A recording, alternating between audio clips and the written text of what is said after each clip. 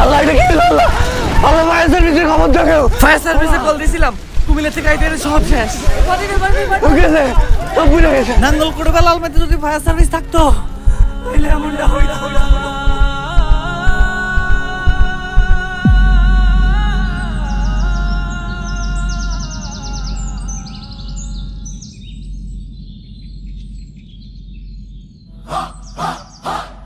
গলি গলি মেঠো পথে নতুন দিনের নতুন গান, সবার মুখে চতুর্দিকে হাত পাখারি জয়গান।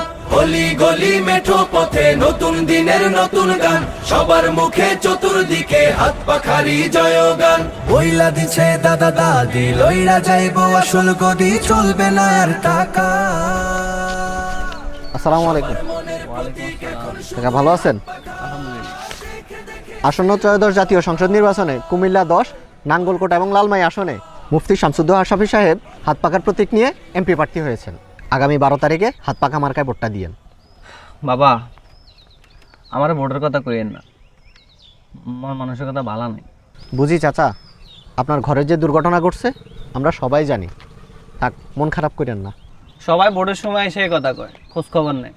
দুর্যোগ আইলে বিপদ আইলে কেউ খোঁজ খবর নেয় না, কেউ পাশে দাঁড়ায় না। এই জন্যই চাচা আর শাফি সাহেবের নির্বাচন ইশতেহারে নাঙ্গলকোট লালমাইতে ফায়ার সার্ভিস করার কথা রাখা হয়েছে। কি কইলেন? কিছুদিন আগে উদ্যোগটা নিলে আজকে আমার ঘর বাড়ি ধন সম্পদ সব থাকে। যাক, অন্তত ভালো লাগলো। শামসুদ্দোহা শাফি হুজুর আমার কষ্টটা অন্তত বুঝতেছে। হুজুর এমপি হলে আমরা হুজুরকে বলে সরকারের পক্ষ থেকে আপনার জন্য একটা ঘরের বরাদ্দ করে দিবে ইনশাল্লাহ। হুজুর বয়ানের ময়দানে অনেক দিন থেকেই দিনের দাওয়াত দিয়ে আসছেন। ইনশাল্লাহ আপনারা চাইলে হুজুরের কাছে এই আমানতটা এবার দিয়ে দেখতে পারেন। আগামী 12 তারিখে হাত পাকা মার্কায় ভোটটা দিয়েন। হুজুর যেহেতু আমার মতো গরিবের কথা ভাবছে, ইনশাল্লাহ এবার ভোটটা হাত পাকাতেই দিন। ইনশাল্লাহ।